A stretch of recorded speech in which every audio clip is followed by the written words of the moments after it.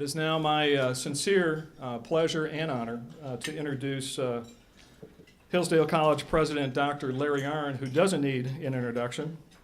From a personal standpoint, I mentioned our family was at convocation. We actually were supposed to have it outside on a blessed day like this, but then the storms came and we had to run into the gym. So it was just, you can imagine people moving all day and being sweaty and smelly going into the gym. It was a moment to remember, but I went through the same feelings, and Leslie went through the same emotions that you went through, and that happened to be Dr. Arnn's first convocation. So all this was new to the Stolberg family. College, sending off our first child, going to a place called Hillsdale College, and they have a new president. And what you heard this evening, and were touched on this evening by Dr. Arnn's talk at the convocation, you get a sense for the man who is leading this university. And what we saw then and what we see now, we are so blessed to have Dr. Arnn leading this fine institution, this Hillsdale family. He is a great steward. He cares deeply about what we're about. He's got a vision that goes well beyond Hillsdale College in terms of sustaining that, and we're thankful for that. He's got an impeccable background, and you heard some of that, but this is a man of character. And after looking and observing and being in awe of seeing what he's done to this institution, we are very, very blessed to have a man of character lead this university. Ladies and gentlemen, Dr. Larry Arnn.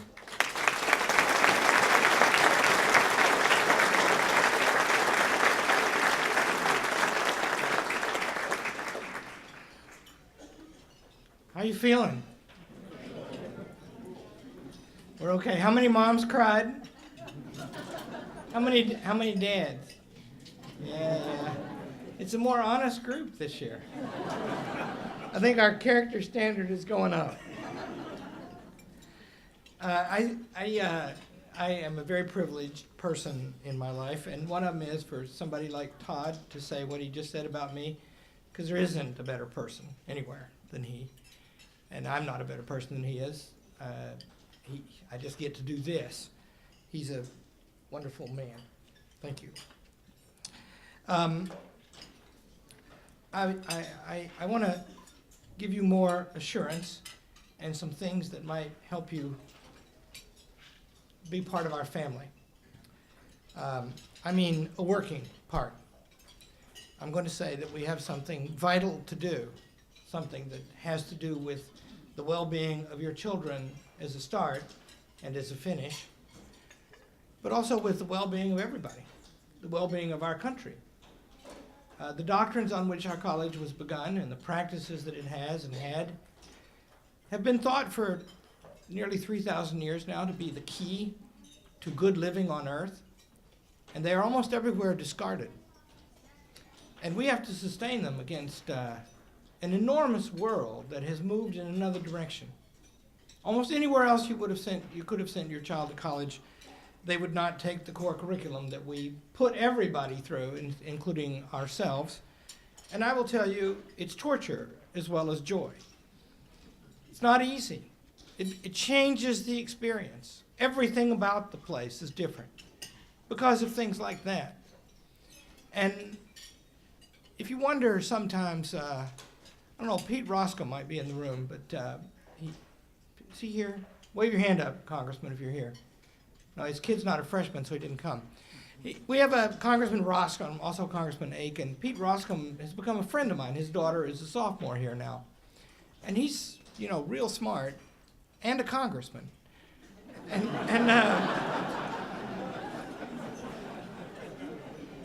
he's a really good guy, really good guy.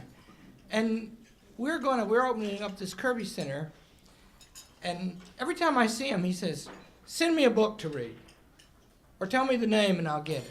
And I've sent him a lot of books now. He will say, "I've given them to 30 people in Congress now. That book was so great." And then he said to me last time we met, he won't mind me telling you, he said, "I'm intimidated by Plato and Aristotle." And I said, "Yeah, they're intimidating. But you just start out and read them, and try to see what they say." And he said, "I need help." And I said, "Okay, I'm going to help you. Because in our new Kirby Center, we're going to have a Murphy bed in it up there on the top floor, and I'm going to stay in that when I'm in town. And we could, at night, we could read Aristotle and Plato. And he said, when I'm in town, my wife and I live 2 blocks away. Can we really do that? I'll bring other people, he said. And do you see why that's important? It's important because you cannot understand the basic terms in the American Declaration of Independence. Anybody hear what I said so far?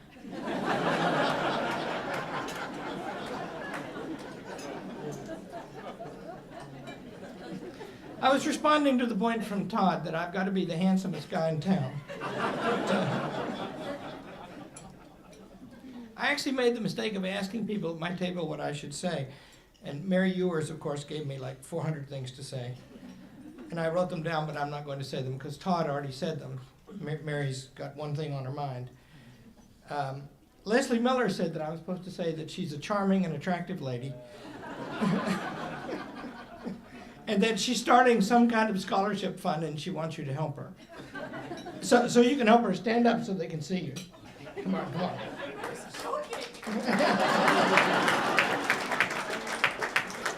You see, she just said, I was joking, which is proof positive that she did in fact say that. And speaking of charming and attractive lady, that's my wife Penny right there.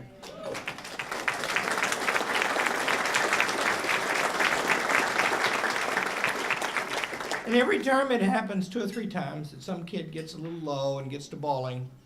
And mostly they go to Diane Phillip or Aaron Peterson. Diane's better because she's more comfortable than Aaron. They're the deans of students. But sometimes they show up in my house, and they're typically find Penny there. And I will tell you, you just can't be in a better place because she's a very nice person. So I was saying about this thing, we live in this country where everything is threatened. Every fundamental thing in our country. We live in a time when there is legislation to define the family on the presumption that you could do that. You see? But the family is here in this room. Your kids are 18. If you were some other kind of being, you would not know who they are. And yet, it is much more important to you what I do for them than anything else on earth. And the reason you're here in such numbers and attending so closely to what I say is because it has the good at stake of the being most precious to you. Now, if you live in a time when things like that are debated and become subjects of legislation, then that means the fundamentals are at stake and they need to be recovered. And so I want you to know that our partnership can only work if we have common purposes. And if you understand those purposes, we can cooperate. And that's what we're going to do. I'll tell you the magic of that. Just nothing like it. I have a principle of management that it's my favorite thing to say about it. It's a 2-step process. Hire good people, then take credit.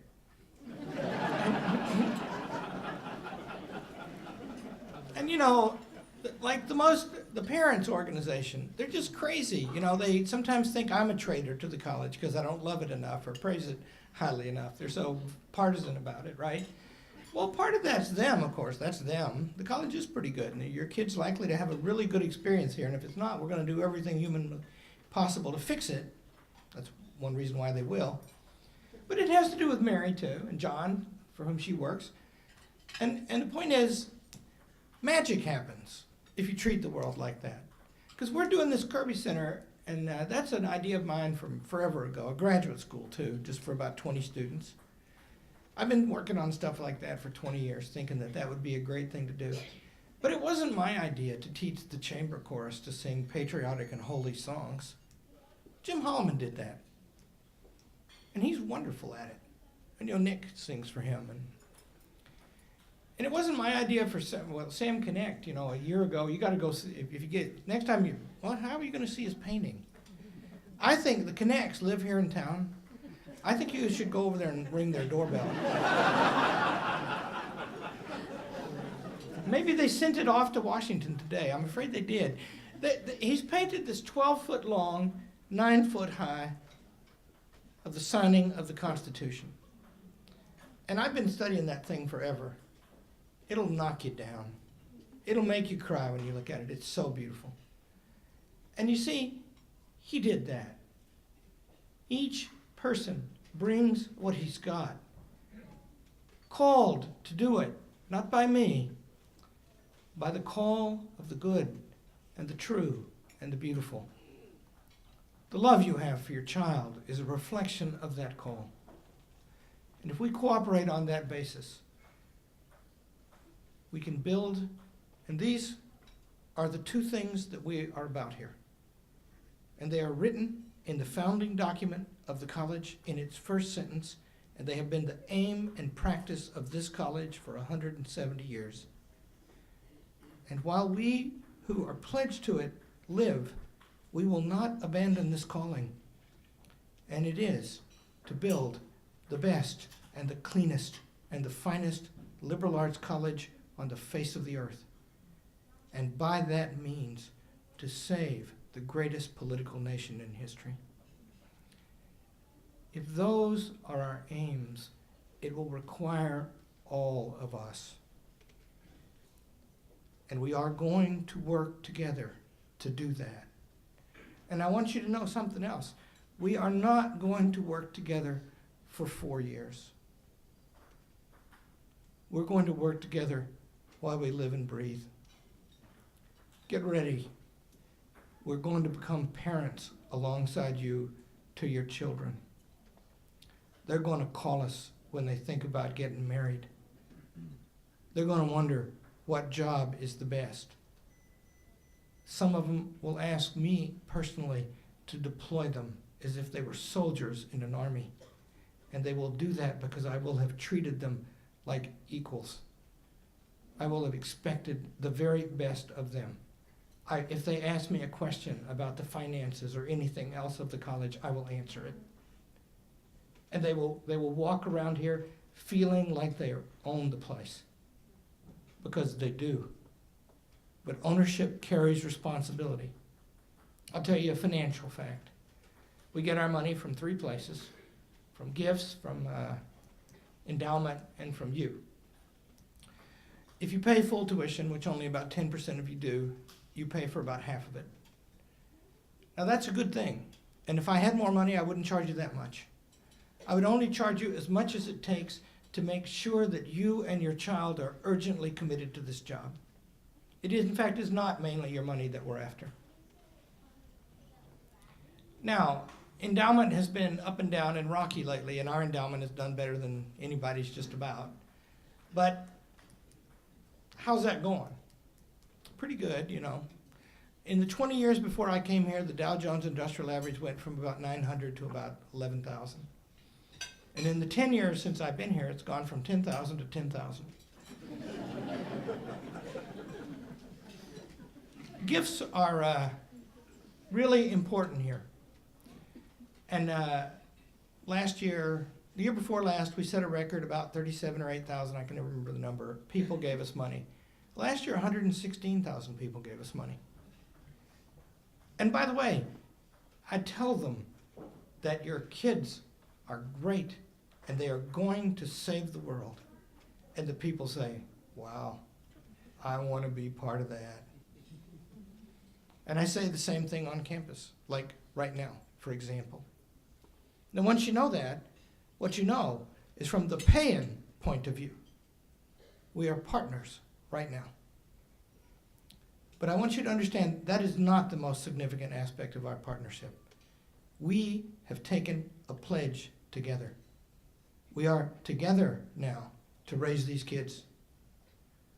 Do not think that we can get separated from each other. We are not going to let that happen. In rare cases, your kid will have some kind of discipline problem that becomes kind of serious. There were 15 such cases last year. If that happens, your first instinct must be to be on our side. You can find out if we're right. We'll tell you everything. But the idea is we are here to do something together. And we are going to do it together relentlessly until we are successful. And because we do it in the way that we do it, these kids are going to become marvels.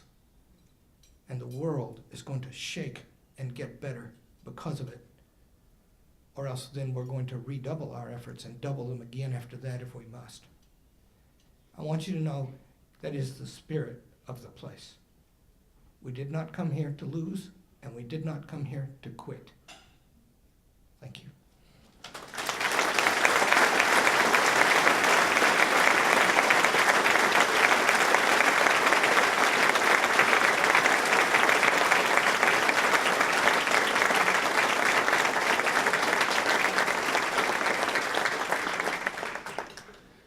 Ladies and gentlemen, as you leave this evening, there are tables upstairs, like I mentioned. There's also coffee to go.